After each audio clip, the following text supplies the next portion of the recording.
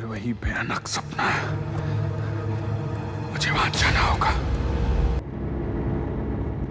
उसके नौकर को पता नहीं वो कितने बजे घर से बाहर निकला? अच्छा, उसने कपड़े कौन से पहने थे?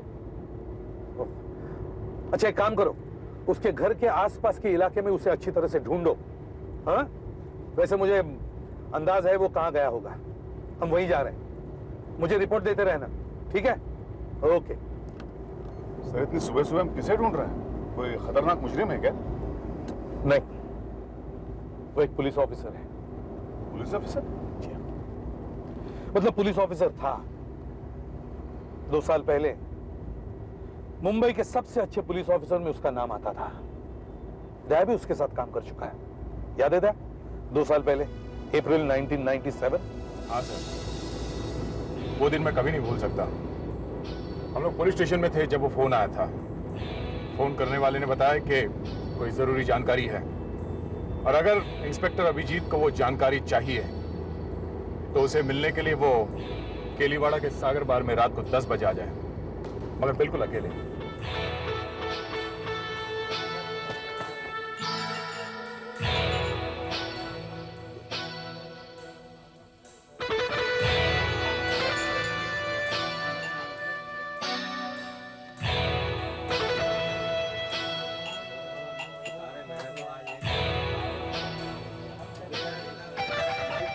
एक बड़ा माचिस। ओ भाई साहब, माचिस है क्या? फिर आप माचिस दें।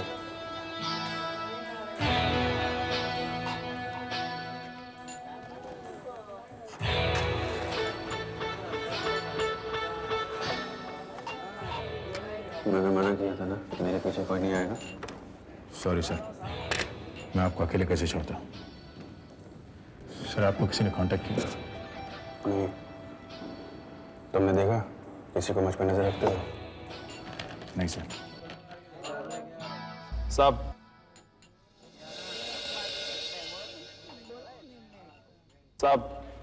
आपको बाहर कोई आदमी बुलाया। मेरे को बुला रहा है? कौन है? वो तो पता नहीं साहब, मेरे को बस ये 10 का नोट दिया और बोला कि अंदर जो साहब नीली शर्ट और काली पैंट पहन के बैठे उनको बोलो कि बाहर बुलाया। ठीक है साहब? क्या चाहिए आपको? इस बार तुम यहीं बैठे रहोगे, मैं बाहर अकेले जाऊंगा। हाँ भाई।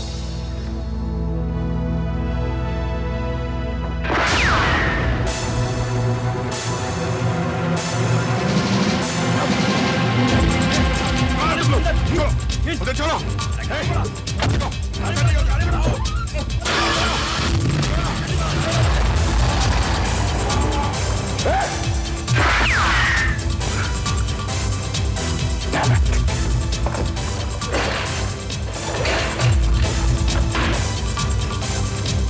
MH82K3432। वो गोली इंस्पेक्टर अभिजीत की रिवॉल्वर में से चली थी। उस गाड़ी का कुछ पता चला? नकली नंबर प्लेट थी। 5 दिन बाद हमें रिपोर्ट मिली कि वो सफेद गाड़ी हाईवे पर किसी सुनसान जगह खड़ी है। बस हम फौरन वहां पहुंच गए।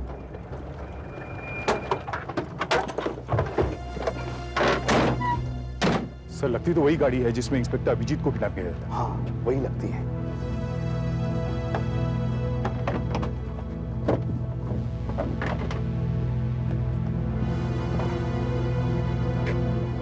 वही गाड़ी है। ये देखो, MH82K3432, नकली नंबर प्लेट। वही नंबर। देखते हैं।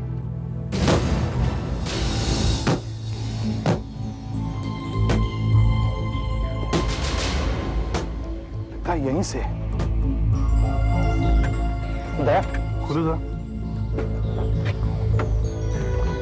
मेरा सर, देखो देखो, पत्थर देखो, जल्दी।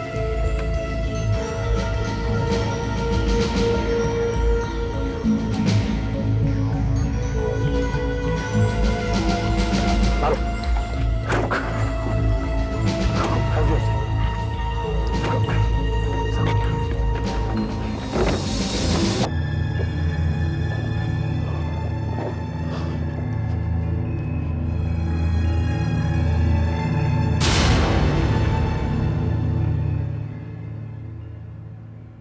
उसके सर पर भारी चोट लगी हुई है और वो जबरदस्त शॉक में है सर। पिछले 2 हफ्तों में मैंने सब कुछ आजमा कर देख लिया, लेकिन उसे कुछ याद ही नहीं आता सर। यहां तक कि अपना नाम भी भूल गया हूं। बस यूं समझ लीजिए सर, माँ जी, आखिरी उम्मीद के साथ माँ जी, मैं उसे घर ले आया हूं। मत आप। यहां किस चीज को हम लोग देखकर हैं ना, आप रोइए मत। शायद उसे कुछ याद आ जाए।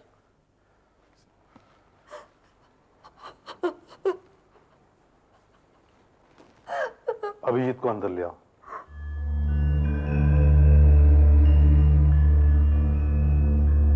बेटा बेटा अभिजीत अभिजीत अभिजीत तू ठीक है? भगवान का लाख लाख शुक्र है। मुझे पता था भगवान तुझे कुछ नहीं होने देगा। अभिजीत अभिजीत मेरे बेटे अभिजीत। आप कौन है?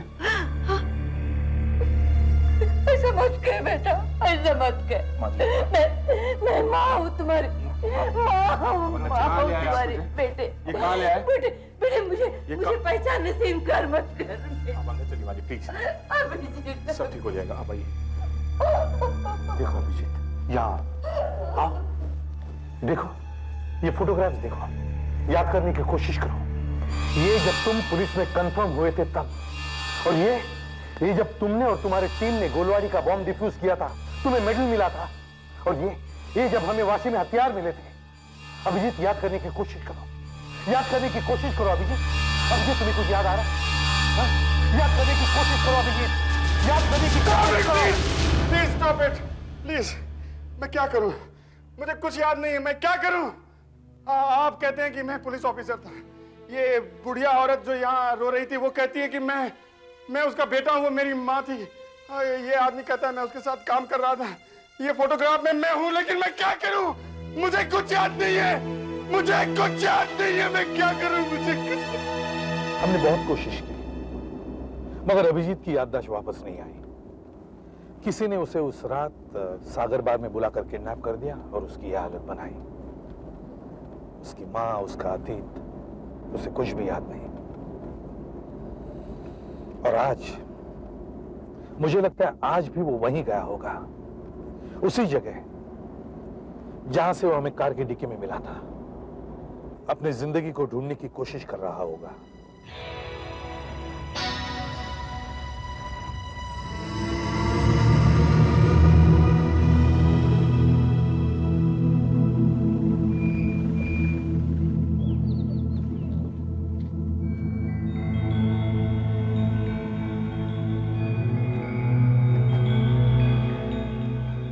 अभिजीत, अभिजीत,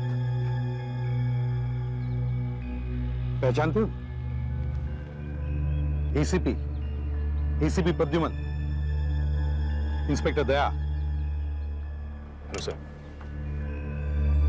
तुम यहां क्या कर रहे हो? तुम्हें तो घर में होना चाहिए था। चलो आओ मेरे साथ, चलो। यहीं पर छोड़ा था उन्होंने मुझे 2 साल पहले। मेरी जिंदगी छीन ली उन लोगों ने। कैसे पता चलेगा मुझे वो लोग कौन थे? देखो अभिजीत, मैं समझ सकता हूं तुम पर क्या गुजर रही है, मगर तुम्हें हिम्मत करनी पड़ेगी। जिंदगी में आगे बढ़ना होगा। लेकिन कैसे? आगे तो तब बढ़ा जाता है सर जब मालूम हो कि मैं आया कहां से हूं। मुझे तो यह भी पता नहीं कि मैं हूं कौन। अगर तुम इसी तरह अपनी बीती जिंदगी को ढूंढते रहोगे तो फिर बाकी जिंदगी का क्या होगा? 3 महीने पहले वो बूढ़ी औरत जो अपने आप को मेरी मां कहती थी वो मर गई। वो इस गम में मर गई कि उसका अपना बेटा, अपना अभिजीत उसको पहचानता नहीं था। इसमें मेरा क्या कसूर है? इसीलिए मैं जागता रहता हूं, रात रात भर सोचता रहता हूं अपने बारे में कि शायद मुझे कुछ याद आ जाए, कुछ भी। लेकिन कुछ याद नहीं आता। और ऐसे याद आएगा भी नहीं। देखो अभिजीत, तुम एक काम करो, तुम हमारे ऑफिस आना शुरू करो, हमारे साथ रहो, तुम्हारा ध्यान भी बटा रहेगा। नहीं सर, मैं आप लोगों का टाइम वेस्ट करना नहीं चाहता। मैं ये नहीं कह रहा हूं कि तुम सीआईडी फिर से ज्वाइन करो, नहीं, हमारे साथ रहो। हो सकता है पुराने काम पर लौटने से शायद तुम्हें कुछ याद आ जाए। सर वायरलेस में मैसेज है। देखो,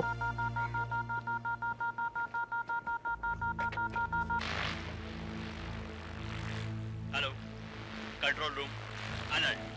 माशीवाड़ा एरिया की सभी पेट्रोल वैन फौरन 15 रोड धवलकुआरी पहुंचे। वहां की स्टोन क्वारी से 30 किलोग्राम डायनामाइट चोरी हुआ है। Over. Hello control room. Hello control. Sir क्या मैसेज है? सर माशिवाड़ा में एक स्टोन क्वारी में से 30 किलो डायनामाइट चोरी हो गया। हमें फौरन वहां बुलाया है।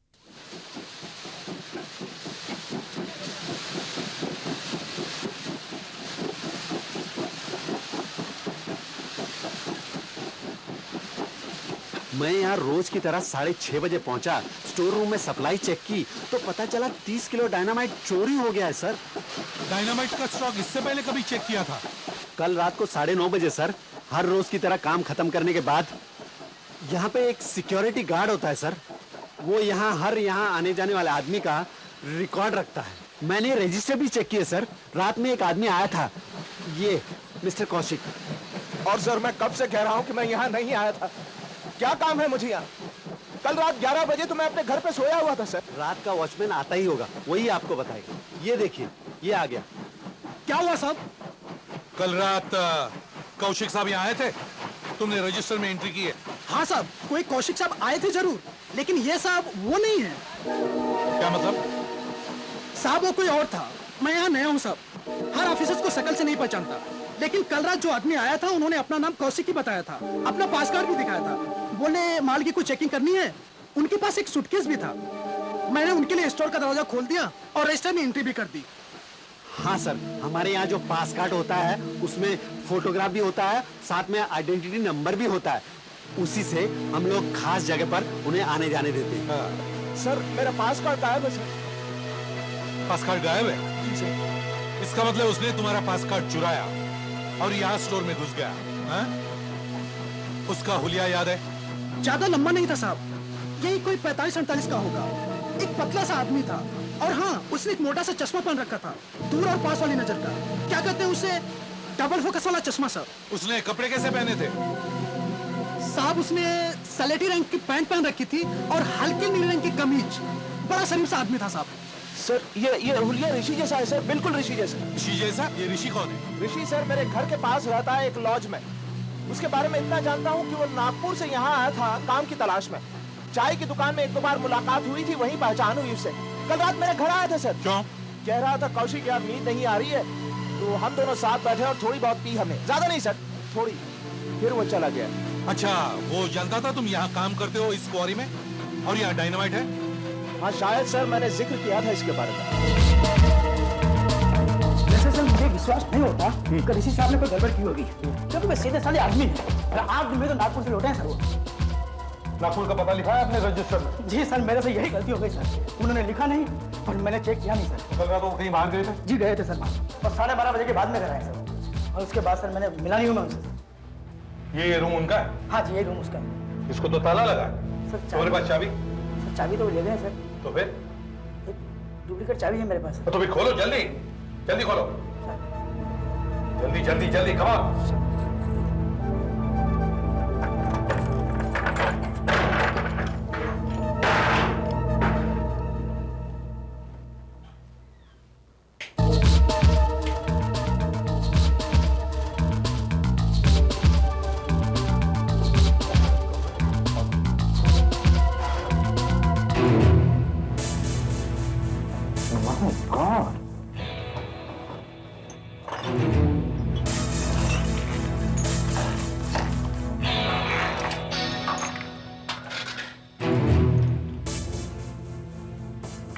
Chemicals, acid, wires.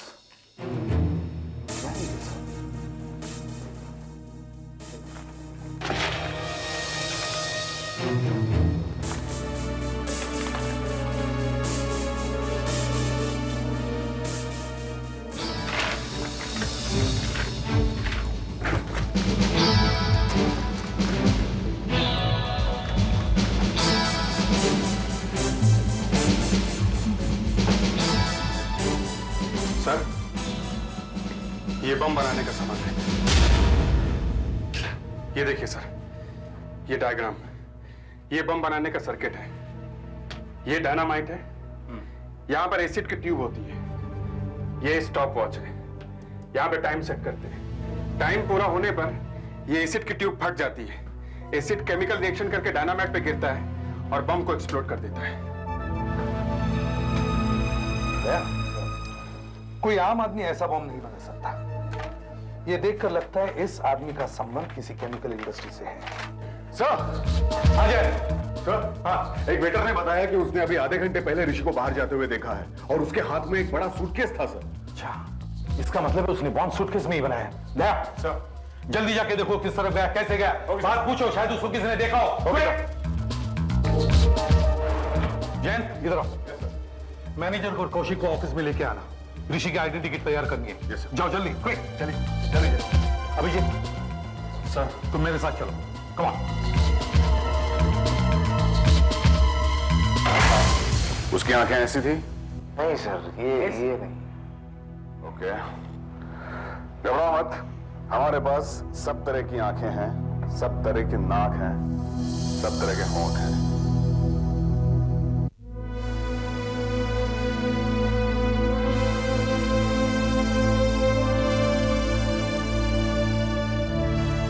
आंखें ये ऐसी थी?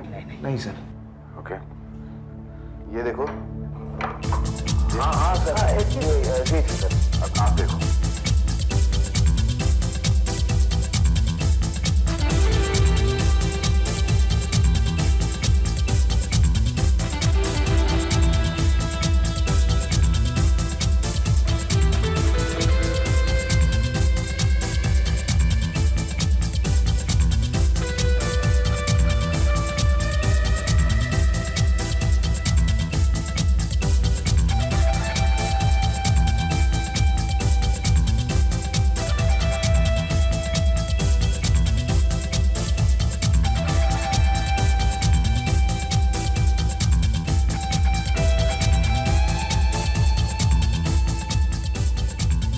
यस सर, एग्जैक्टली ऐसा ही है सर।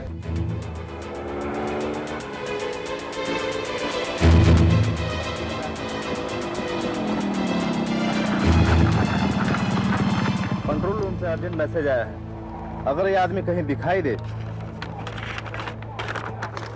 तो सीआईडी को फौरन इत्तला करो। क्या किया इसने? पता नहीं, पर पूरे शहर में रेड अलर्ट है। एक ग्रे कलर की पैंट और हल्के नीले रंग की शर्ट पहना हुआ है। हाथ में एक ब्रीफकेस भी हो सकता है और उन्होंने कहा है कि इसके पास जाना खतरनाक हो सकता है। जैसे ही ये दिखाई दे सीआईडी को फोन करो। ओके?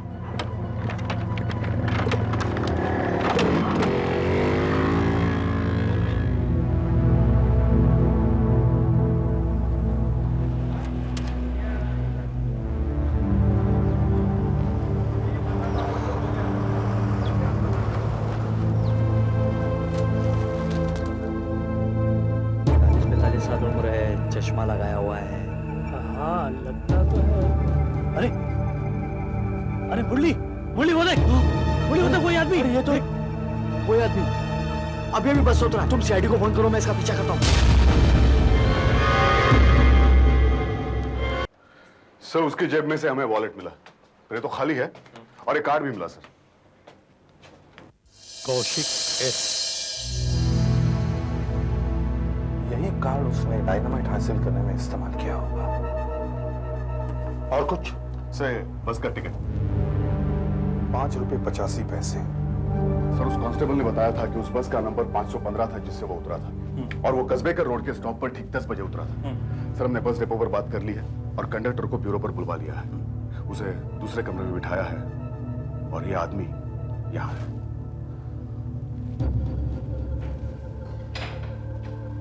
देखिए मिस्टर ऋषि, सर ये आदमी कुछ बता नहीं रहा। अच्छा मिस्टर ऋषि, हम अच्छी तरह से जानते हैं आपने कौशिक बनकर स्टोर में से डायनामाइट चुराया। आपके होटल के कमरे में से हमें बॉम्ब बनाने का सामान, एसिड, वायर्स, डायग्राम, सर्किट सब कुछ मिल गया है। अब आपकी भलाई सिर्फ इसी में है कि आप हमें सब कुछ बता दें। बताओ, कहां रखा है बॉम्ब आपने? नहीं, मैं कुछ नहीं बताऊंगा। कर लो जो करना है। Damn it. देखो मिस्टर ऋषि, आप एक इज्जतदार और समझदार आदमी हैं, तो फिर ऐसा काम आप क्यों कर रहे हैं? क्यों बनाया आपने बॉम्ब? कहां रखा है वो? मैंने आपसे कहा ना, आपको जो करना है कर लो। मैं नहीं बताऊंगा, कुछ भी नहीं बताऊंगा। 2:15 बजे जब वो बम फटेगा ना, तब आपको क्या पता लग जाएगा कहां रखा था। उससे पहले मैं कुछ नहीं बताऊंगा, कुछ भी नहीं बताऊंगा। कर लो जो करना है। बताना तो पड़ेगा ही आपको। मालूम है कितने मासूम लोग मरने वाले हैं इसमें? नहीं बताऊंगा, कुछ नहीं बताऊंगा। बताएगा कैसे नहीं? कितने लोगों को मर जाने थे? हाथ पे हाथ धरे बैठे रहे, बताएगा क्या? इस कंडक्टर से ही हमें कुछ पता चल सकता है। तुम ही वो कंडक्टर हो? हाँ साहब, क्या हुआ? मुझे डिपो से सीधा इधर आने का ऑर्डर। कोई बात नहीं। देखो इस आदमी को देखो। ये आदमी तुम्हारी 515 नंबर बस में था और कस्बेकर रोड पर उतरा था। देखो कुछ याद आता है कि ये आदमी कहां से चढ़ा होगा बस में? ये बताना तो बहुत मुश्किल है साहब। हजारों पैसेंजर चढ़ते उतरते हैं, अब किसी की शक्ल तो याद रहती नहीं हमको। अच्छा कोई बात नहीं। ये टिकट देखो, इससे कुछ पता लगता है? ये टिकट 5 रुपए 85 पैसे का है। अगर वो आदमी कस्बेकर रोड पर कहीं उतरा है तो इसका मतलब है वो कांदीवली से मलाड के बीच कहीं चढ़ा होगा। हाँ जी, कांदीवली से मलाड के बीच। इससे आगे नहीं हो सकता क्योंकि उसका किराया ज्यादा है। कांदीवली और मलाड के बीच। शाबाश, वेरी गुड, शाबाश, thank you very much. Sudhakar इन्हें बाहर छोड़ो। शाबाश। कांदीवली और मालाड के बीच, इसका मतलब है ऋषि ने बॉम्ब कांदीवली और मालाड के बीच में ही रखा है। ये जरूरी नहीं है सर। हो सकता है उसने बॉम्ब कहीं और रखा हो, वहां से कांदीवली आया हो और कांदीवली से ये बस पकड़कर कस्बेकर रोड उतर गया। होने को तो बहुत कुछ हो सकता है, मगर अभी हम ये पकड़कर चल रहे हैं कि बॉम्ब कांदीवली और मालाड के बीच में ही है। 11:10 बजे और ऋषि ने कहा था कि बॉम्ब 2:15 बजे फटने वाला है। इसका मतलब है हमारे पास सिर्फ 3 घंटे और 5 मिनट है। मगर कहां रखा होगा उसने बॉम्ब? हमें उसे ढूंढना है और डिफ्यूज भी करना है। एक आइडिया है सर। क्या? मैंने देखा था कि ऋषि के हाथ में घड़ी नहीं है। फिर हम ऐसा करते हैं, ऋषि को इंटरोगेशन रूम से निकालकर लॉकअप में डाल देते हैं। वहां पहले से अपने कुछ ऑफिसर्स होने चाहिए, सादे कपड़ों में, जिन्हें ऋषि ने पहले कभी ना देखा हो। वो एकदम चोर जैसे दिखने चाहिए। एक बड़ी घड़ी चाहिए वहां टांगने के लिए, एक वीसीआर चाहिए और एक टीवी।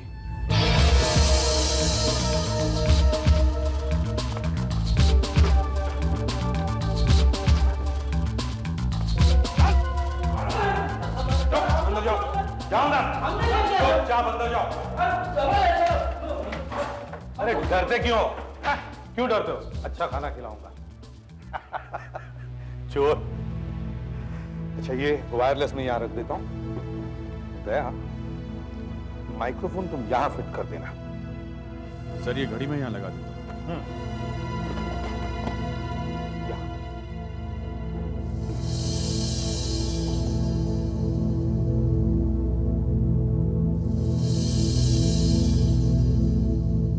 सर एक काम करता हूं, टाइम 1 घंटा आगे कर देता हूं। 11:25 की जगह 12:25। ठीक है।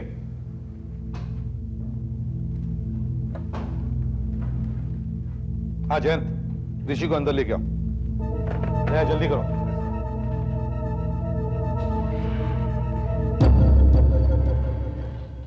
हाँ मिस्टर ऋषि, जब तक तुम हमें सब कुछ नहीं बताओगे तुम्हें यहां अंदर रहना पड़ेगा। यहां चलिए, समझे? बता दो, अब भी वक्त है, बता दो। आओ अभिजीत। जैन, दया, ध्यान रखना। साहब खाना कब मिलेगा साहब? खाना 12:30 बजने का है। 12:30। पेट में चूहे कूद रहे साहब। 3 दिन से खाना नहीं मिला, इसीलिए तो गिरफ्तार हुए हैं, है ना? हाँ, सोचा यहाँ खाना वाना तो मिल ही जाएगा। 1 बजे से पहले किसी को यहां खाना नहीं मिलेगा। ये पुलिस स्टेशन है, कोई रेलवे कैंटीन नहीं कि जब चाहे खाना मिलेगा। चुपचाप बैठो यहां पर। 12:30 तो बज गए साहब। हाँ साहब, 12:30 तो बज रहे हैं।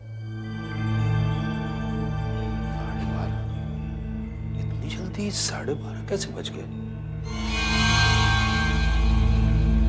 तो सोच रहा था अभी सिर्फ 11:30 हो गए, ज्यादा से ज्यादा 12। टाइम दे टाइम, 12:30 बजे, पूरे 12:30। तुम्हें भूख नहीं है तो मत खाना, तुम्हारा हिस्सा भी हम खा लेंगे, कोई प्रॉब्लम नहीं है। एसीपी साहब, जैसा कि आपने कहा था वैसे सारे अरेंजमेंट्स हो चुके हैं। पुराने बहुत सारे शॉट्स मिल चुके हैं, बॉम्ब ब्लास्ट के, आग लगने के, और हमारी न्यूज रीडर भी रेडी है, श्वेता। इन्हें तो आप जानते ही होंगे। जी हाँ, रोज समाचार पढ़ती है हमारे न्यूज चैनल पर। और श्वेता, ये है एसीपी प्रद्युमन जी। नमस्कार। और अब हमें आप आगे ये बताइए कि करना क्या है। देखिए, आप हमें जल्दी से जल्दी 2 झूठे न्यूज बुलेटिन तैयार करके दीजिए। झूठे? जी हाँ, झूठे बस, मगर वो लगने चाहिए सच्चे। जैसे आप नॉर्मल न्यूज में बताते हैं एक के बाद एक खबरें, वैसे ही। अब एक न्यूज बुलेटिन में आप बताइए कि दोपहर के 1:30 बजे हैं, उसमें आप आम खबरें दिखाएंगे। और दूसरे न्यूज बुलेटिन में आप बताइए कि दोपहर के 2:30 बजे है और उसमें एक बॉम्ब विस्फोट की न्यूज बताइए। बॉम्ब विस्फोट? देखिए, जैसा मैं आपको कह रहा हूं वैसे ही कीजिए।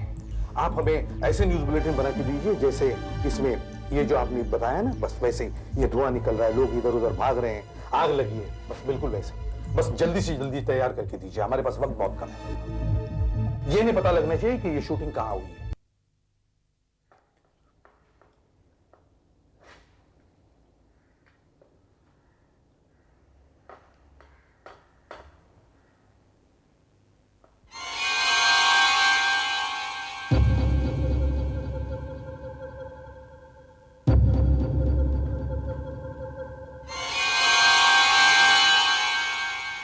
बज गया 1:30। ये जल्दी 1:30 कैसे बज गया? मिस्टर ऋषि, 1:30 बज रहा है, सिर्फ 45 मिनट बचे हैं तुम्हारा लगाया हुआ बम फटने में। सोचो, अब भी वक्त है, बता दो तुमने वो बम कहां लगाया है। जितने भी लोगों की जानें जाएंगी उन सबकी मौत के जिम्मेदार तुम होगे, और कुछ नहीं तो भगवान से तो डरो।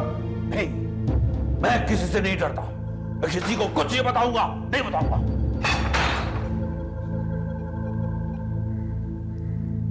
जयंत, जल्दी पहला टेप चलाओ।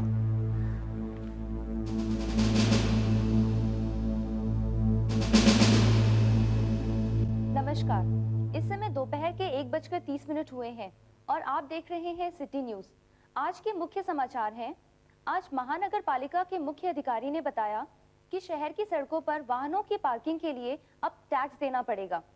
वाशी में एक इमारत के गिरने से 4 लोगों की मृत्यु, मरने वालों में 2 महिलाएं भी शामिल हैं। शहर के सिनेमा घरों में अचानक फिर से दर्शकों की भीड़ दिखाई देने लगी है। शायद ये लोग ठीक ही कह रहे हैं। आज राज्य के बस उद्योग मंत्री ने कपड़ा मिलों का 45 मिनट बाद मौसम में खराबी की वजह से वो बम फट जाएगा। को चेतावनी दी गई है। हाँ, 45 मिनट बाद। आ गया सर, हमारा प्लान काम कर गया सर। वो ये सोच रहा है कि वो 1:30 बजे की न्यूज देख रहा है, उसे पता ही नहीं चला कि जो न्यूज वो देख रहा है वो हमारी बनाई हुई है। That's good, sir. ऑफिसर विश्वास रिपोर्टिंग सर। आ गए? Yes sir. गुड। दया, जयंत, तुम दोनों यही रुकना और ठीक 1:30 बजे ये वाली टेप चलाना जिसमें 2:30 बजे की न्यूज है। मैं और अभिजीत बॉम्ब स्क्वाड की टीम के साथ कांदिवली मलाड की तरफ जा रहे हैं। और वो माइक्रोफोन जो ड्रॉर में है उसको ऑन कर देना है, ताकि साथ साथ हमें ये पता चलता रहे कि वो क्या बोल रहा है। इससे हमें काफी मदद मिल सकती है सर। जी, यहाँ से मलाड शुरू होता है और आगे आएगा कांदिवली। बम यहीं कहीं होना चाहिए या आगे भी हो सकता है, मगर कैसे पता चलेगा? सर, हमारे पास यहाँ चक्कर लगाने के अलावा कोई रास्ता भी नहीं है। जब तक हमारा प्लान कामयाब नहीं हो जाता, हमें यही करना पड़ेगा सर। 1:30 बज चुका है। जैन को फोन करके बोलो वो दूसरी टेप चला दे। हेलो दया, 1:30 बज चुका है। मैं 2:30 बजे वाली न्यूज रिकॉर्डर में डालने जा रहा हूँ, तुम टीवी ऑन करो। क्या? कहां पर? ओह माय गॉड, क्या हुआ? तुम्हारी वजह से हुआ, तुम्हारी वजह से हुआ ये सब। देखो कितने मासूम लोगों की जान ली है तुमने। समय दोपहर के 2:30 हुए हैं और आप देख रहे हैं सिटी न्यूज। अभी अभी प्राप्त समाचार के अनुसार मुंबई के वेस्टर्न सबर्ब्स में एक भयानक बम विस्फोट हुआ। बताया जाता है कि बम विस्फोट से भारी मात्रा में जान माल का नुकसान हुआ है। प्रस्तुत है हमारे संवाददाता कल्पना महेश्वरी की एक विशेष रिपोर्ट। मैं कल्पना महेश्वरी एक ऐसे इलाके से बात कर रही हूँ जहाँ बस 15 मिनट पहले एक जबरदस्त बम विस्फोट हुआ है। बहुत सारे जले हुए लोगों को बाहर निकाला जा रहा है। पुलिस को शंका है कि ये बम डायनामाइट से बनाया हुआ था और बस इस इलाके के 300 मीटर तक का जबरदस्त नुकसान हुआ है। बहुत सारे लोगों के मरने की आशंका है। इस वक्त फायर ब्रिगेड और पुलिस के वरिष्ठ अधिकारी बचाव कार्य में लगे हुए हैं। अब जानते मिल गए तुम्हें?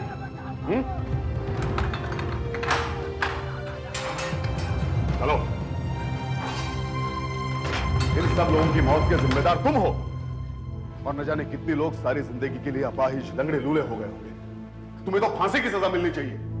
ऐसा किसी ने क्या कर दिया तुम्हारे साथ जिसकी तुमने इतनी बड़ी सजा दे दी उनको? तुम्हें जरा में दुख नहीं हो रहा? मैं कोई खूनी थोड़ी ना हूं, मैं खूनी नहीं हूं। बर्दाश्त क्यों तो हद होती है। 20 साल में उन लोगों के लिए काम किया, न्याय निवारने शुरू कर दिया। आखिर हुआ क्या? 20 साल मैंने उनके पास काम किया। वल्लभ सेठ ने मुझे खुद नौकरी में रखा था। तब उनके पास फैक्ट्री भी नहीं थी, एक छज्जे के नीचे काम करते थे। तब से उनके पास काम। लेकिन तुमने ये सब किया क्यों? वल्लभ सेठ तो देवता थे, देवता। लेकिन उनके मरने के बाद सब कुछ बदल गया। फैक्ट्री उनके बेटे मिलन के पास चली गई और उसने हमको निकाल दिया। 30 आदमी थे और मेरे साथ 30 आदमी और थे। हमसे कहा कि नागपुर की फैक्ट्री नुकसान में चल रही है, इसलिए बंद कर रहा हूं। लेकिन फैक्ट्री तो नागपुर में बंद हुई थी, तो तुमने यहां बम क्यों लगाया मुंबई में? पिछले कुछ महीने मैंने बिना नौकरी के कैसे गुजारे मैं ही जानता हूं। घर में जवान बेटी शादी लायक हो, 2 लड़के जिन्हें कॉलेज भेजना हो, मुझे इस उम्र में कौन काम देगा? मुझे पता चला कि मिलन कुमार ने कांदीवली में नई फैक्ट्री डाली। कांदीवली? मैं मुंबई चला आया नौकरी मांगने के लिए। बहुत मिन्नतें की, मुझे किसी तरह से कोई काम दे दीजिए, मैं सब करूंगा। तो उन्होंने क्या कहा? उन्होंने साफ मना कर दिया।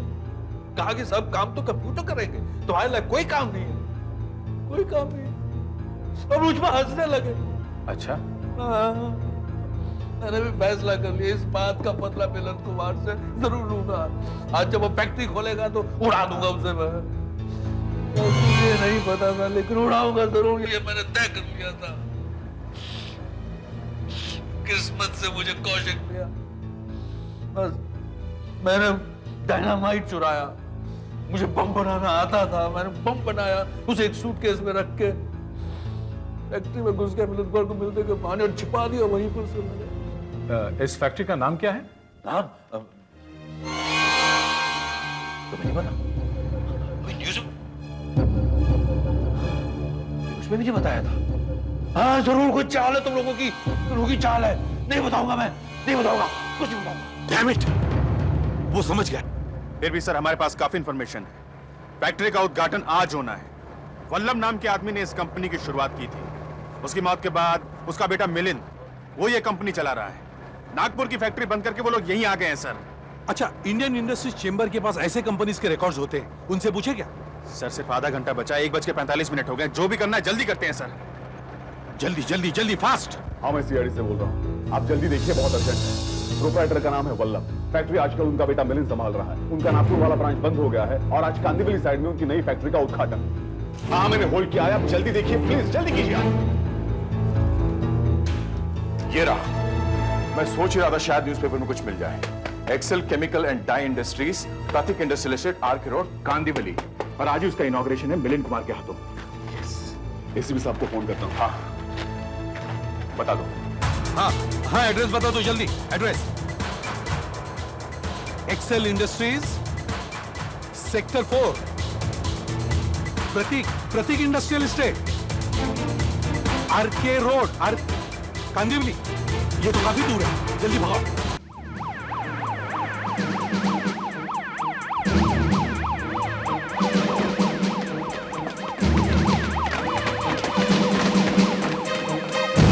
जल्दी से फैक्ट्री खाली करवा दो, बम रखा है। इनॉग्रेशन सेरेमनी कहाँ है? वहाँ सर। चलो।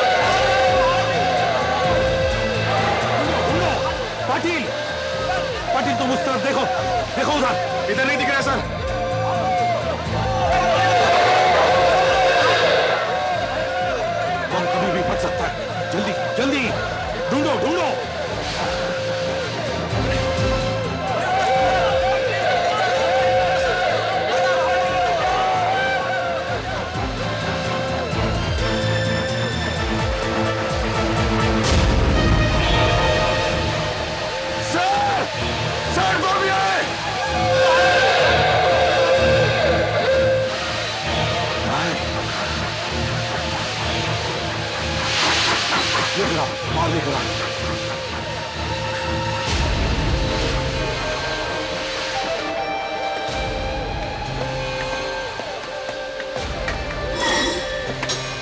इस पर रखो।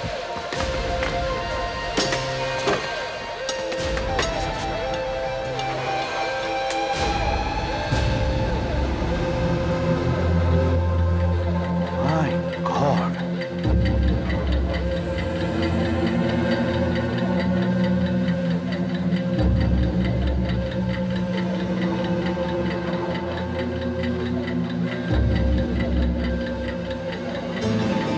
सर सिर्फ आधा मिनट बचा है। सर अभी सर डिफ्यूज करने का टाइम नहीं बचा है, हमें यहाँ से निकल जाना चाहिए, ये कभी भी फंस सकता है। चलो चलो।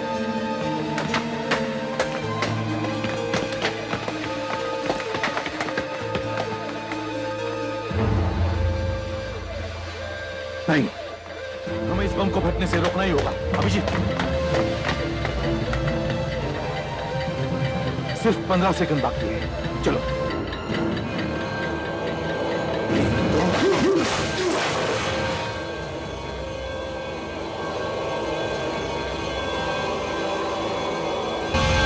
सर बम फटा नहीं, सर्किट टूट गया है। अब क्या करें? और ये धुआं? सर एसिड दूसरे कैंकर में गिरना शुरू हो गया, अब फटेगा बम। सर मैं एसिड निकाल देता हूँ।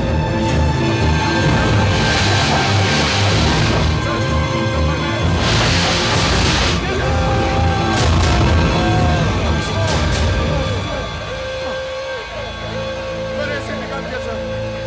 सर मैंने बम फटने से रोक दिया सर। अभिजीत, तुमने अपने आप को जला लिया। अगर तुम्हारी जान जाती तो? और कोई रास्ता नहीं था सर, बम को फटने नहीं देना चाहिए था। तुम एक बहादुर सिपाही हो। मैं चाहता हूं कि तुम हमारा डिपार्टमेंट फिर से ज्वाइन करो। मगर कैसे सर? जिस आदमी को ये नहीं पता हो कि वो है कौन। मुझे कुछ याद नहीं सर, मुझे तो ये भी नहीं मालूम कि पुलिस में क्या करते हैं। ये केस तुमने सॉल्व किया। देखो अभिजीत, एक पुलिस ऑफिसर में हिम्मत और दिमाग दोनों होने चाहिए, और ये दोनों ही तुम में है। I am proud of you my boy.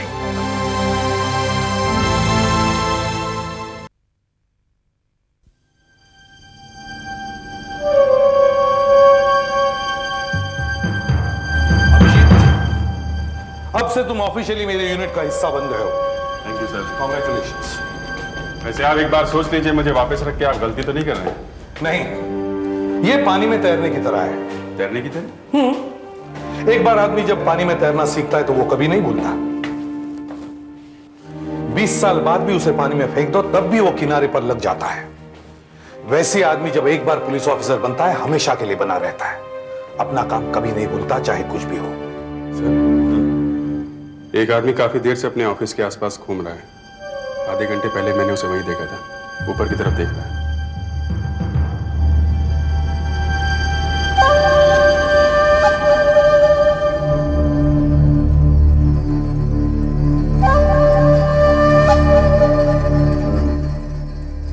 जरूर कुछ गड़बड़ है, आदमी सीधा नहीं लगता। मैं उसे पीछे से पकड़ के लाता हूँ। ठीक है।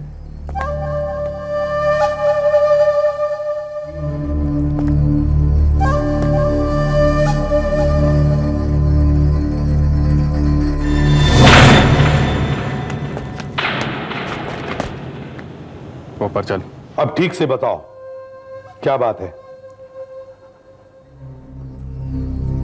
साहब मेरा नाम बाबूलाल है साहब। 1996 तक मैं नासिक में था, जेल में।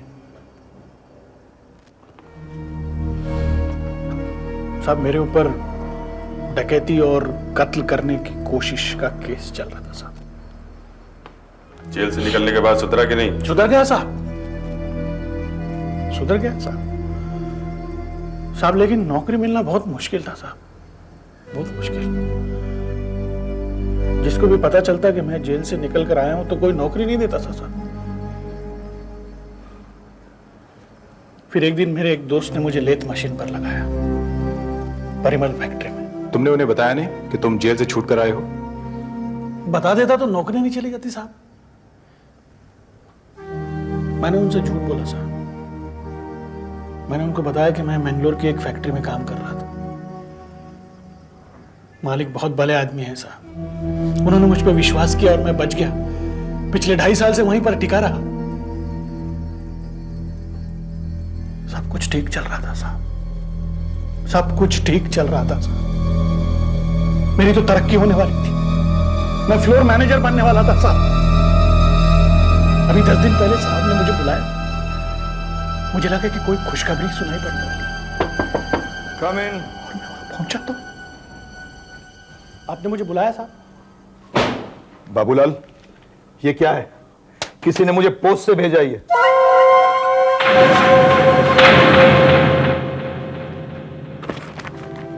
ये आपको किसने भेजा साहब? ये जरूर यहां पर मेरे साथ काम करने वाले किसी आदमी की हरकत है साहब। यहां पे कोई किसी को खुश नहीं देख सकता साहब। ये मुझे कुछ नहीं मालूम, लेकिन तुमने मुझे पहले क्यों नहीं बताया कि तुम जेल काट कर आए हो?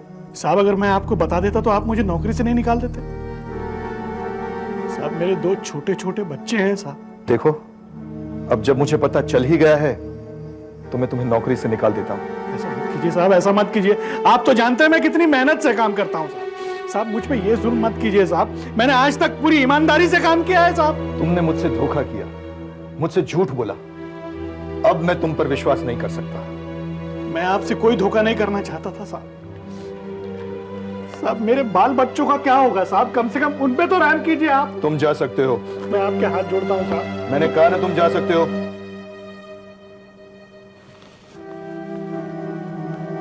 और हाँ, एक बात और, तुम्हारी तनख्वाह का चेक तुम मेन ऑफिस से ले सकते हो।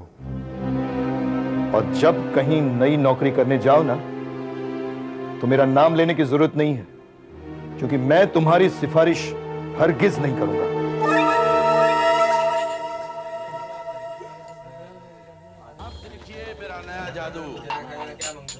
मैं एक आदमी को हथकड़ी में और उधार नहीं मिलेगा, बहुत हो गया। ये आखिरी बार है। अगर सेठ को पता लगेगा ना तो मुझको नौकरी से जरूर निकाल देगा। मंगेश, मंगेश यार क्या करूं, कुछ समझ में नहीं आ रहा है यार, कुछ समझ में नहीं आ रहा है। नौकरी मिलने का कोई चांस नजर नहीं आ रहा है। तू तो कह रहा था कि तेरा संगम में काम हो गया? हो गया था यार, काम हो गया था मेरा।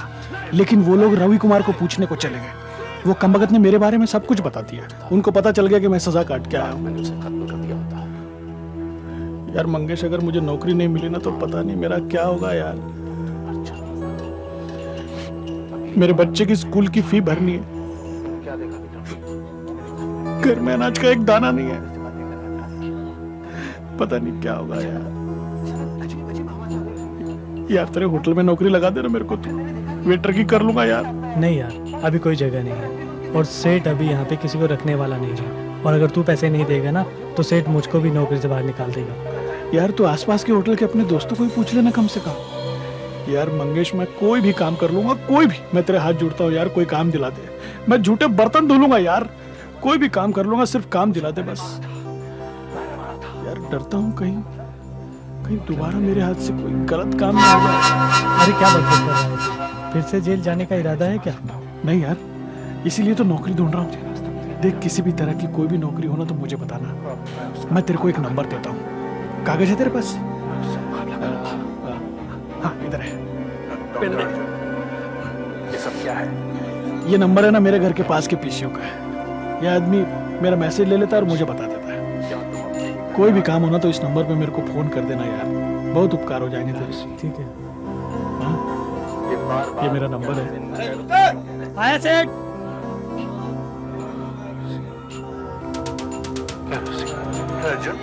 ये सब क्या है?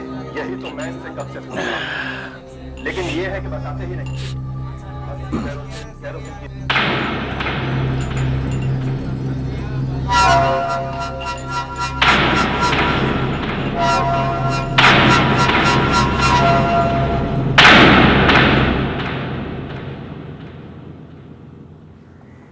अरे बाबूलाल,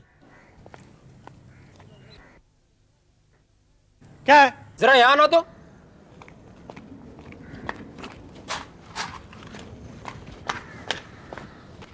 क्या हुआ? तुम्हारे लिए किसी का फोन था, नौकरी के लिए। नौकरी के लिए? किसका था? कुछ बोला, कोई नंबर दिया? नहीं, पर मैंने उसे बताया कि तुम रोज सवेरे 9 बजे यहाँ मैसेज लेने आते हो, तो उसने कहा कि 9 बजे दोबारा फोन करेगा। 9 तो बज गए हैं, शायद फोन आता ही होगा। हेलो हेलो, बाबूलाल है? हाँ जी, 1 मिनट। हाँ लो, उसी का फोन आ गया। हाँ जी, बाबूलाल बोल रहा हूँ। बाबूलाल, मेरे पास तुम्हारे लिए एक काम है, करोगे? हाँ, क्यों नहीं करूँगा साहब, जरूर करूँगा। लेकिन काम क्या है? मेरे पास 2 साल का लेथ मशीन पे काम करने का एक्सपीरियंस है साहब। और भी तो एक काम का एक्सपीरियंस है तुम्हारे पास। मेरे कहने का मतलब समझ गए ना तुम? जी हाँ साहब, लेकिन इस तरह के काम करना मैंने छोड़ दिया है। बकवास बंद करो और मेरी बात ध्यान से सुनो। मुझे पता है तुम्हें काम की कितनी जरूरत है। मैंने बार में किसी से बात करते हुए सुना था तुम्हें। मैं तुम्हें 50,000 देने के लिए तैयार हूँ, सिर्फ 10 मिनट के 50,000। सोच लो। और हाँ, इस बात का जिक्र किसी से मत करना। मैं कल 10 बजे तुम्हें इसी नंबर पर फोन करूंगा। अपना जवाब तैयार रखना।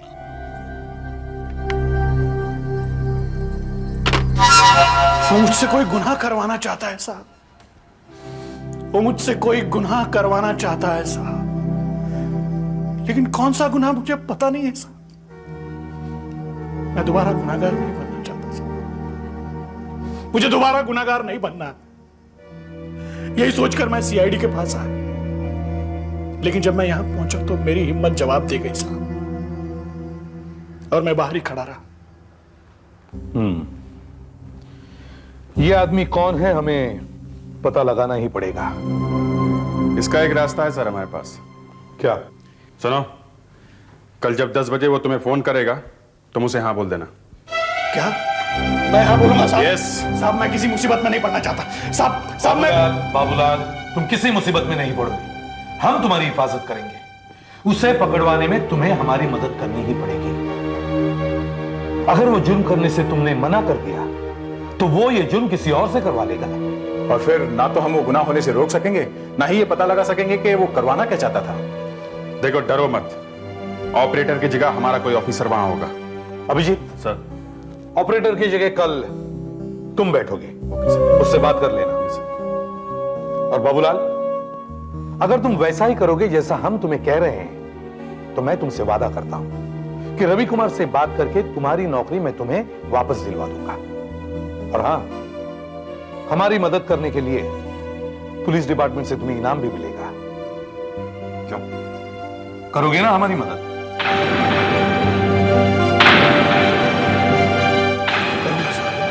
बताइए ना इनको, ये जो बोले ही चले जा रहे हैं, जल्दी कीजिए ना आप। नहीं, ओ साहब, इतनी देर से बात कर रहे हो, दूसरों की भी बात करने दो ना। हाँ, कॉलर आईडी और रिकॉर्डर रेडी है, सब कुछ एकदम तैयार है।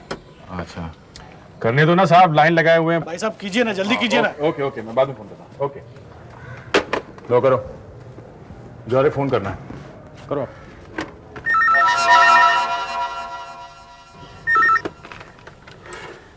हाँ हेलो, हाँ साहब, 1 मिनट, लगता है उसी का फोन है।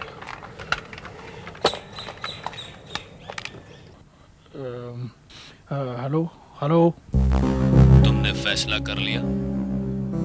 जी हाँ, मैं तैयार हूँ, लेकिन मुझे करना क्या है? खून करना है।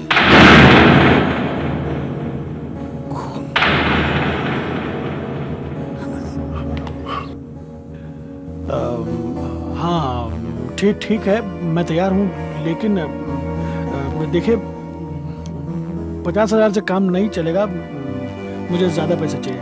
कितना? 1 लाख? 1 लाख? हाँ ठीक है, 1 लाख। मुझे एडवांस चाहिए। हाँ, और मैं आपसे मिलना चाहता हूँ। मैं तुम्हें 25,000 एडवांस दूंगा, बाकी काम होने के बाद। और आज रात 9 बजे तुम मुझे एसएल सुपरमार्केट में मिलोगे, वर्सोवा 10th रोड। और एक बात ध्यान से सुनो, ट्रॉली लेकर वहां पर खरीदी करने का नाटक करना। मैं तुम्हें वहीं मिलूंगा।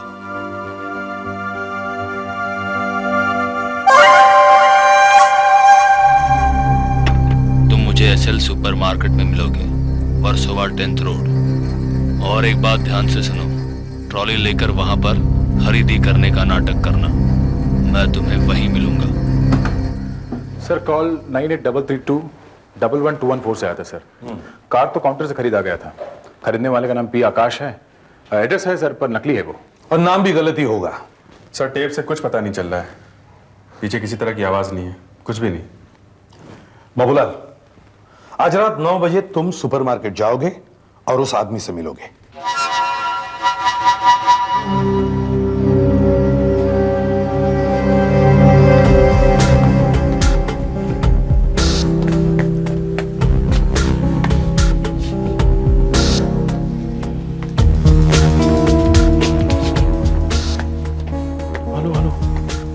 बाबूलाल बोल रहा हूँ। सब सुन रहे हो? सब सुनाई दे रहा है। दया, बाबूलाल से कहो उसकी आवाज साफ सुनाई दे रही है। ओके?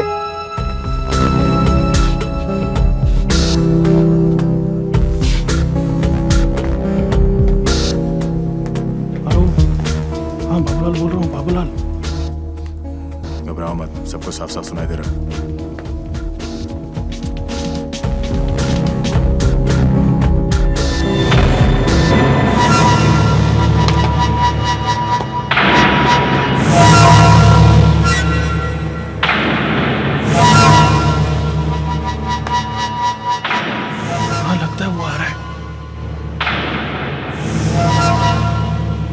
भाई साहब, आप बताएंगे कोल्ड स्टोरेज कहाँ पर है? कोल्ड स्टोरेज आप यहाँ से सीधे जाएंगे 20 फुट की दूरी पर दाहिने तरफ। ठीक है। एक मिनट, वहाँ से मत जाइए, आइए इधर से आइए। भाई जरा इनको कोई दिखाना कोल्ड स्टोरेज। आइए मैं छोड़ देता हूँ, सीधे चलिए। सर अभी तक तो उसके पास कोई आया नहीं, सिर्फ एक अंधा आदमी आया था।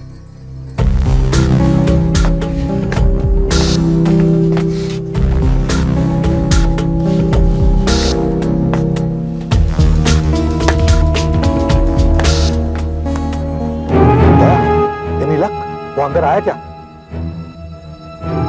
काफी लोग उसके पास से गुजरे, पर किसी ने भी उससे बात नहीं की अभी तक।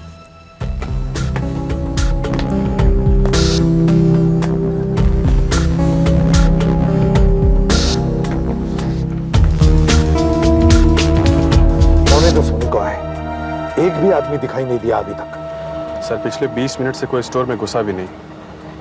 कहीं ऐसा तो नहीं कि वो आया ही ना हो? भगवान जाने, स्टोर बंद होने का टाइम भी हो गया। सुपरमार्केट बंद होने का टाइम हो गया है। प्लीज आप लोग अपने अपने आइटम कैश करा लीजिए। वो अब तक नहीं आया है, मुझे बिल भरने जाना पड़ेगा। दुकान बंद हो रही है।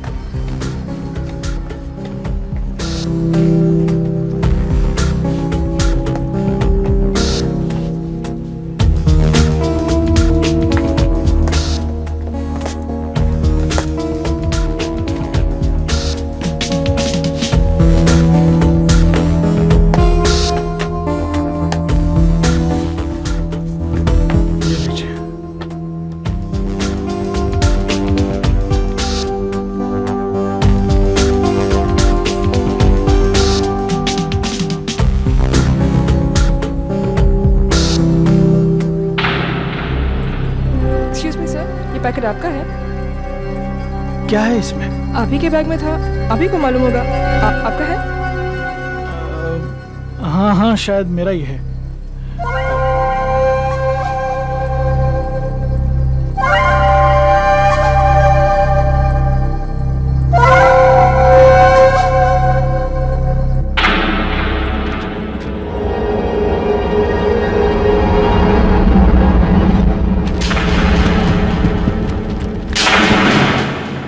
सब 25,000 रुपये और लाल चौक की बाला डिस्ट्रिक्ट में 12 बजे मिलने को बोला है। कमाल है, दया है और किसी ने ये नोट रखते देखा ही नहीं। ये कैसे हो सकता है? सर पता नहीं वो पैकेट किसने रख दिया। काफी लोग उसके पास से गुजरे पर कोई रुका नहीं। सुनो, अंदर कोई कस्टमर है क्या? नहीं सर, सेल्स स्टाफ के अलावा यहाँ कोई नहीं है। अभिजीत, तुम यहीं रुको, मैं अंदर होके आता हूँ।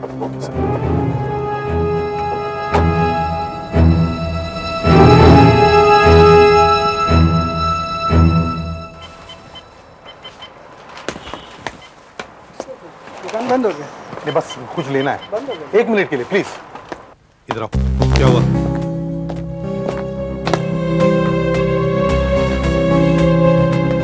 बाबूलाल क्या हुआ? उसने 25,000 रुपए छोड़े हैं और मैसेज दिया है लाल चौक की बला डिस्ट्रिक्ट में बुलाया 12 बजे। कितने बजे? 12 बजे। कोई बात नहीं, 2 घंटे तुम वहां पहुंच जाओ। तुम्हारी हर तरफ पुलिस होगी, डरना मत। मैं निकलता हूं।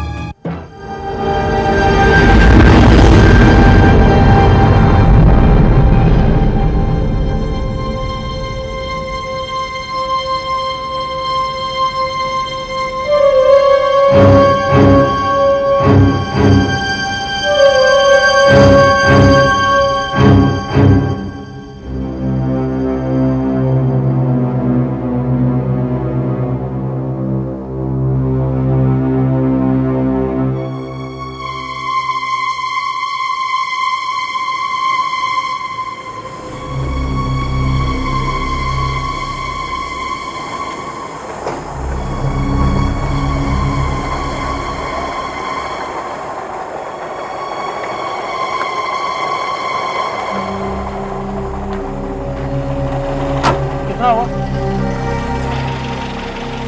60 रुपया। ये लो। सर, बाबूलाल तो आ गया। हाँ, मैं देख रहा हूँ, वो भी अभी आता ही होगा।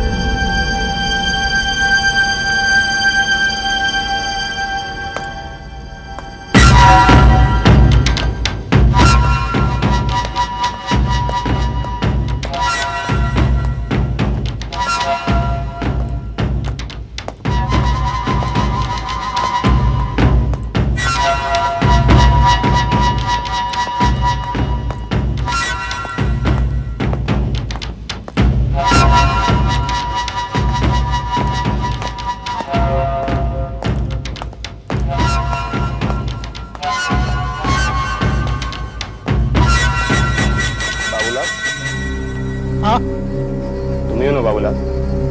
हाँ मैं हूँ बाबूलाल। हमारे लिए एक पैकेट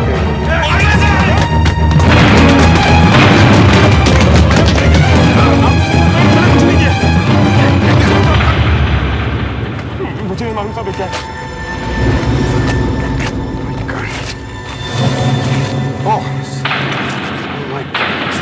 सर छोड़ दो, छोड़ दो मुझे सर। कुछ नहीं किया। हाँ साहब, मेरी बंदूक और ये गोली है तुम्हारे पास कैसे? मुझे नहीं मालूम साहब। तू ये वो जो बाबूलाल से खून कराना चाहता था? नहीं साहब, आप क्या कह रहे हैं साहब? मेरा खून से कोई लेना देना नहीं है। मैं आपको सारी बात बता देता हूँ साहब। मैं तो जूता पॉलिश करने वाला हूँ, कलाड़ी रोड पर बैठता हूँ। 2 घंटे पहले मैं अपना धंधा खत्म करके उठने ही वाला था कि एक आदमी वहां पर आया और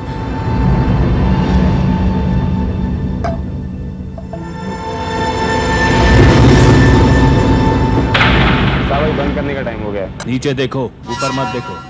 1000 रुपए कमाने हैं तुम्हें। 1000 रुपया? काम क्या करना होगा साहब? कुछ खास नहीं। अगर तुम्हें मेरा काम करना है तो मेरे जूते में पॉलिश करो। मैं तुम्हें सब कुछ बता दूंगा। आज रात 12 बजे लाल चौकी बलाट स्ट्रीट जाना। कहाँ पर? लाल चौकी बेलाट स्ट्रीट। हाँ, वहां तुम्हें एक आदमी मिलेगा। उसका नाम बाबूलाल है और ये पैकेट उसे दे देना।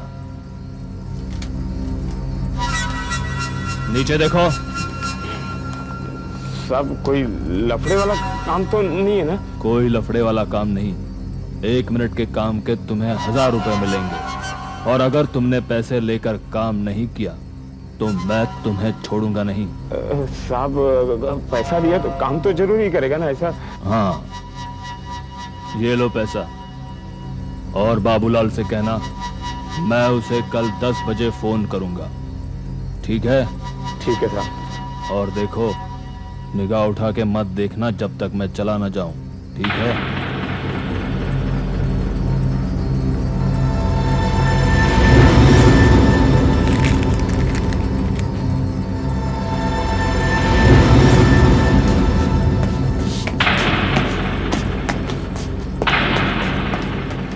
सच कह रहा हूँ, यही हुआ था। ये सब मैंने पैसे के लिए किया था, इसके अलावा मुझे कुछ नहीं पता साहब। तुमने उसका चेहरा देखा था? नहीं साहब, उसने मुझे सिर उठाने नहीं दिया, मैंने सिर्फ उसकी पीठ देखी है। बहुत ही चालाक है ये आदमी। हमें अपना हर कदम सोच समझकर उठाना पड़ेगा। कहीं ऐसा तो नहीं सर वो हमें कहीं से देख रहा हो और ये जान गया हो कि बाबूलाल ने हमसे मदद ली है।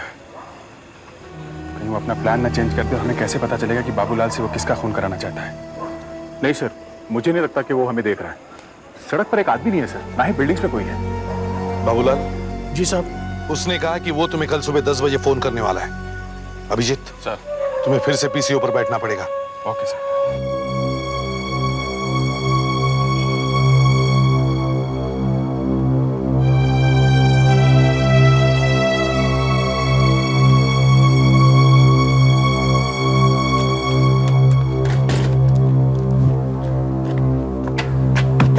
आज तो उसने जल्दी फोन कर दिया, 9:45 बजे। उसने तुम्हें इस मोबाइल नंबर पे फोन करने को कहा है, 9833211214। ये वही मोबाइल नंबर है जिससे उसने पहले भी फोन किया था। नंबर से पता नहीं चल रहा है कि आदमी कौन है। तुम ऐसा करो, तुम डायल करो, मैं रिकॉर्डिंग मशीन ऑन करता हूँ। क्या नंबर है? 9833211214।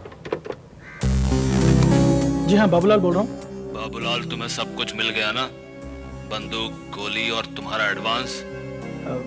जी जी जी जी हाँ, सब कुछ मिल गया। लेकिन साहब आप मुझसे क्यों नहीं मिलते? देखो, इसमें थोड़ा खतरा बढ़ जाता है। अच्छा, आप मेरी बात ध्यान से सुनो। खून आज रात को करना। आज रात को? मगर किसका, मेरा मतलब है किसका करना है और कहाँ करना है साहब? टाइम आने पर सब कुछ पता चल जाएगा तुम्हें। बस तुम सीधे मानेक रोड खार पहुंच जाओ। वहां सीधे हाथ पर एक अंधेरी गली है। वहां पर ठीक रात को 10:30 बजे मेरा इंतजार करना। मैं तुम्हें सब कुछ समझा दूंगा। बंदूक, गोली सब कुछ ले आना। और हाँ, ध्यान रहे, ग्लव्स और मास्क लगा के आना। तुम्हारा रिकॉर्ड पहले ही पुलिस के पास है, इसलिए तुम्हें बहुत सावधानी से काम करना है। कहीं पर भी उंगलियों के निशान नहीं छोड़ना। समझ गए? हाँ, समझ गया। मानिक रोड खार गली के अंदर। ठीक है, पहुंच जाऊंगा। सब कुछ समझा दूंगा। बंदूक, गोली सब कुछ ले आना। और हाँ, ध्यान रहे, ग्लव्स और मास्क लगा के आना। तुम्हारा रिकॉर्ड पहले ही पुलिस के पास है, इसलिए तुम्हें बहुत सावधानी से काम करना है। कहीं पर भी उंगलियों के निशान नहीं छोड़ना। समझ गए? आदमी बहुत चालाक है, सामने ही नहीं आता। खून का प्लान उसने एकदम परफेक्ट बनाया है। मैं और कुछ नहीं कर सकता साहब, मैं और कुछ नहीं कर सकता। मैं एक सीधी सादी नौकरी चाहता था साहब। पता नहीं ये सब मुझे कहां ले डूबेगा। बाबूलाल, तुम्हें हमारी मदद करनी ही पड़ेगी। समझने की कोशिश क्यों नहीं करते? किसी की जान का सवाल है और तुम ही एक हो जो उसे बचा सकते हो। और वैसे भी ये खेल आज खत्म हो जाएगा। देखो, ये मेरा वादा है कि मैं तुम्हारी नौकरी तुम्हें दिलवा कर ही रहूंगा। सर, ये कार का नक्शा है सर। ये है मानेक रोड और ये वो गली है। सुधाकर और फेडरिक्स यहां से नजर रख सकते हैं सर। आदमी बहुत होशियार है, इतनी आसानी से हाथ नहीं आने वाला। सर, ये जो पार्क है यहाँ, हम यहाँ से इसके ऊपर नजर रख सकते हैं सर। Yes, why not? ठीक है बाबूलाल, इस बार हम तुम्हें माइक्रोफोन और ईयरफोन दोनों भी फिट कर देंगे और हम यहां रहेंगे। और जैसे तुम्हें पता चलता है कि तुम्हें किसका खून करना है और कहां करना है, तुम हमें बता देना। और अगर वो आदमी तुम्हारे सामने से आता है तो भी हमें बता देना। वो हमारे साथ जो चूहे बिल्ली का खेल खेल रहा है, हम उसे आज रात ही खत्म कर देंगे। ये तुम्हारा माइक्रोफोन है, इसे तुम बात कर सकते हो। और इस ईयरफोन से तुम्हें सब साफ साफ सुनाई देगा जो हम बात करेंगे। ठीक है? आप कुछ बोलो। Hello hello hello hello hello hello, Daya, सिर्फ सुनाई दे रहा है? हाँ सर, साफ सुनाई दे रहा है। गुड। हेलो हेलो, तुम्हें मेरी आवाज सुनाई दे रही है? जी हाँ सुनाई दे रही है साहब। सुनाई दे रहा है सर। गुड। हाँ सुधाकर। सर, हम सुबह से गली पर नजर रखे हुए हैं। 2-4 भिखारी आए थे और कुछ लोग कचरा डालने आए थे, पर ऐसा कोई भी नहीं है जिस पर शक किया जाए। और पिछले 1.5 घंटे से उस गली में कोई घुसा भी नहीं सर। ठीक है बाबूलाल, टाइम हो गया। डरना नहीं, हम लोग यही हैं तुम्हारे आसपास, बिल्कुल डरना नहीं। ये लो, डरना नहीं। और ये पिस्तौल, ठीक है? साहब कुछ नहीं हुआ, जाओ जाओ। सुधाकर, फ्रेडरिक।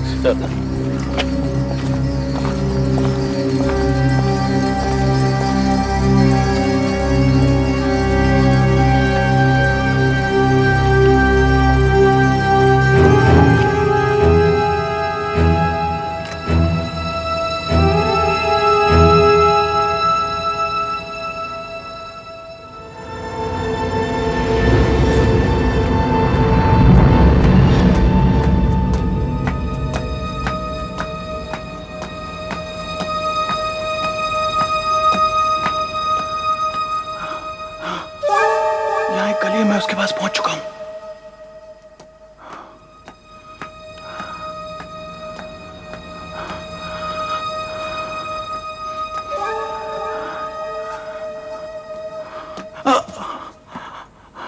इधर कोई भी नहीं है।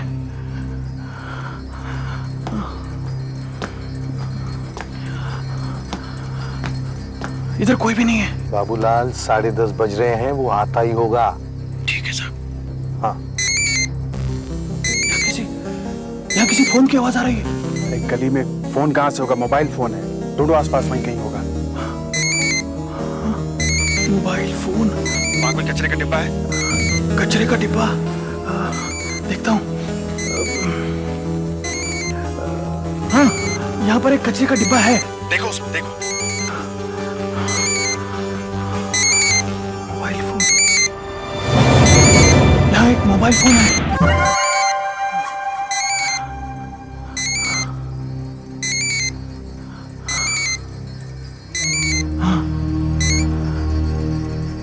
हेलो बाबूलाल। हाँ, बाबूलाल बोल रहा हूँ। इतनी देर क्यों लगाई तुमने? अच्छा, तुम तैयार हो? हाँ, मैं तैयार हूँ। ध्यान से सुनो। एड्रेस है 12 पालिका बंगलो। तुम जहाँ खड़े हो वहां से दाएं मुड़ो। सिर्फ 1 मिनट का रास्ता है। पाइप के रास्ते ऊपर चढ़ना, पहले माले के बालकनी में जाना, दरवाजा खुला होगा। अंदर घुसते ही बाएं तरफ से तीसरा कमरा, वो वही बैठा होगा। उसे तुम गोली मार दो। एक बात ध्यान रहे, तुम उसे मार कर ही आना, और कमरा ऐसा दिखना चाहिए जैसे अभी अभी चोरी हुई हो। और वही अलमारी में सोने की अंगूठी, सोने के जेवर और पैसे पड़े हैं, वो तुम ले लेना। लेकिन वहाँ कोई नौकर तो नहीं है? पूरा घर खाली है, सिर्फ तुम्हारा शिकार है वहां पर, और शायद वो भी आराम से सो रहा होगा। इसलिए तुम्हें ज्यादा परेशान होने की जरूरत नहीं, पर अपना मुंह ढक कर जाना और ग्लव्स पहनकर। याद है ना, मुझे कहीं भी कोई भी गलती नहीं चाहिए। और मेरा पैसा कब मिलेगा मुझे? तुम काम खत्म करके बाहर निकलोगे तो मैं तुम्हें वहीं मिलूंगा। इस बार मैं खुद तुम्हें मिलने आऊंगा। खुद? हाँ, तुम्हारे 75,000 लेकर। उसके बाद हम कभी नहीं मिलेंगे। और हाँ, ये फोन वहीं लेकर आना। जब हम मिलेंगे तो मैं ले लूंगा। समझ गए ना? एड्रेस फिर से दोहराता हूँ, 12 पालिका बंगलो। ठीक 10 मिनट बाद वहां पहुंचो। ये क्या कर रहा हूँ मैं? ये मुझे नहीं करना चाहिए, ये मुझे नहीं करना चाहिए। हेलो हेलो बाबूलाल, बाबूलाल कहाँ हो तुम? हेलो। ओह, लगता है वायरलेस काम नहीं कर रहा है, शायद कट कर दिया होगा। हेलो। अरे ये क्या क्या हुआ? सर, बाबूलाल। बाबूलाल? हाँ सर।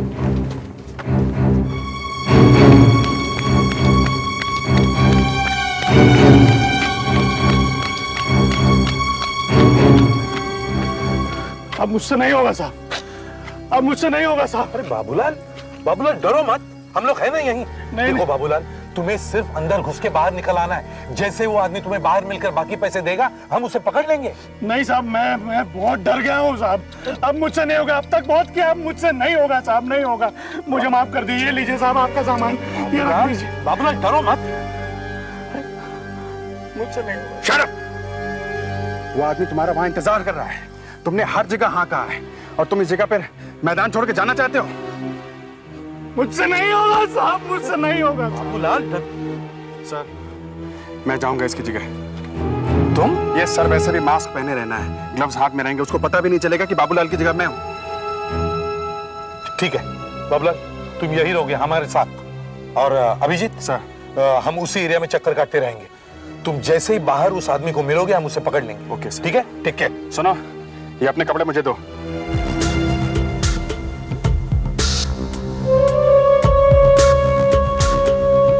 वो रहा फ्रेडरिक्स, सही जगह पर खड़ा है। और सुधाकर आगे कॉर्नर पर होगा। दया धीरे धीरे, दया दया। हाँ सर। लगता है यही वो पालिका बंगला है। हाँ, वो देखो, वो देखो, अभिजीत पहुंच गया।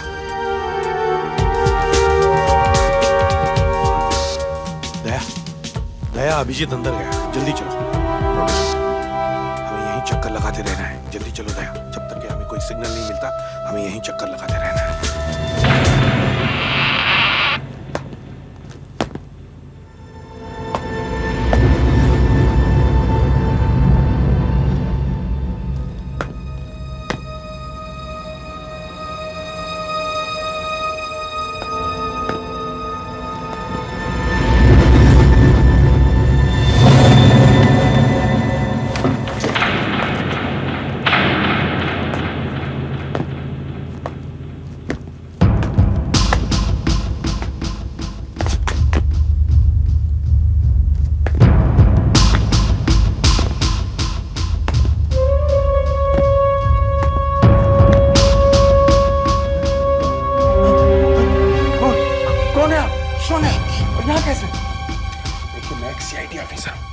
CID officer? जी हाँ। देखिए, आपकी जान खतरे में है। कोई आपको मरवाना चाहता है। मरवाना चाहता है? मगर कौन?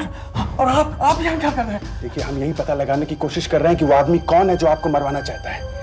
अब आप मेरी बात ध्यान से सुनिए। फ्रेडरिक्स, कुछ पता चला? नहीं सर। दया सर, अब तक तो अभिजीत ऊपर कमरे में पहुंच गया होगा। आई होप किसी ने उसे जाते देखा ना हो। बंगले की बत्तियां भी बंद हैं और वैसे भी अभी तक कोई आया भी नहीं। पता नहीं अंदर क्या हो रहा है। अब मैं फायर करने जा रहा हूँ हवा में। आप ऐसे चीखेगा जैसे गोली आपको लगी हो। आप समझ रहे हैं ना? मरने की एक्टिंग कीजिएगा। मैं इस कमरे का सारा सामान बिखेर रहा हूँ ताकि ऐसा लगे कि घर में चोरी हुई है। अरे ये क्या कर रहे हैं आप? अरे ये भी देखिए, चीखिए, मैं फायर करने जा रहा हूँ, चीखिए। सर, गोली की आवाज आया। ये हमारे लिए सिग्नल है। जरूर ये गोलियां अभिजीत ने हवा में फायर की होगी। हाँ सर। कातिल उसके बाद नीचे मिलने वाला था। वो क्या सुधाकर भी आ गया?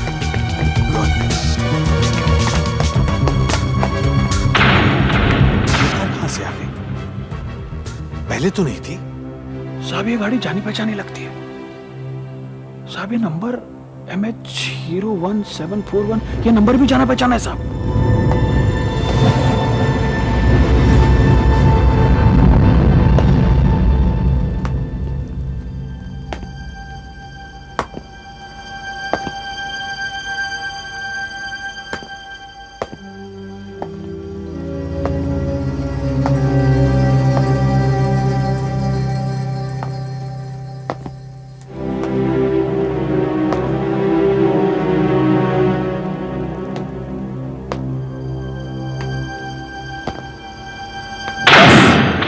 तुम्हारा खेल खत्म हो गया।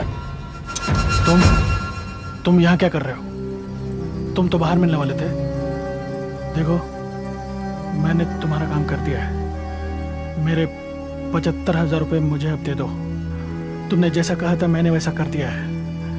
बुड्ढे को मैंने मार दिया है और कमरे में सामान ऐसे बिखेर दिया है जैसे अभी चोरी हुई हो। मेरा काम खत्म हो गया, मेरे पैसे मुझे दे दो।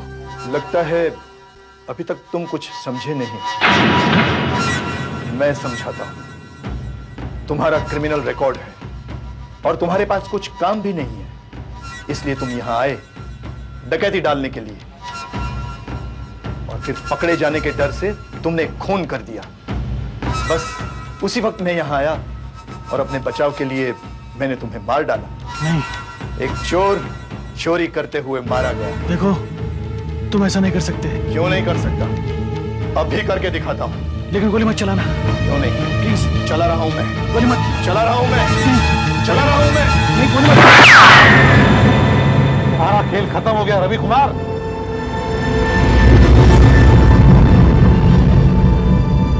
रवि कुमार, तुम बाबूलाल नहीं हो?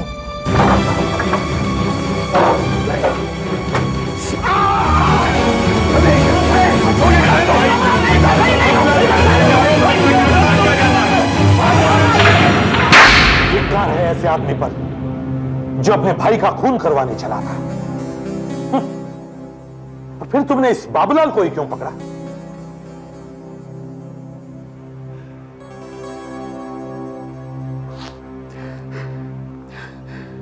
जब मुझे पता चला कि बाबूलाल एक मुजरिम है और जेल से सजा काट के आया है, तो मैंने सोचा क्यों नहीं इसी से अपना काम करवा लूं। मेरे बिजनेस में मेरे भाई का इतना बड़ा हिस्सा है कि मुझसे वो बर्दाश्त नहीं होता था। एक बार वो कांटा निकल जाता तो सब कुछ मेरा हो जाता था। बस मैंने बाबूलाल को नौकरी से निकाल दिया और सब जगह फैला दिया कि बाबूलाल एक सजा काट कर आया हुआ मुजरिम है, इसे काम मत देना। हाँ, मैंने इसका जीना मुश्किल कर दिया। ये जहां भी काम मांगने जाता था वहां से लोग इसे भगा देते थे। फिर आखिर में मैंने इसे फोन किया और फंसा दिया। मेरा प्लान था ये मेरे भाई को मारेगा और फिर मैं इसे मारूंगा।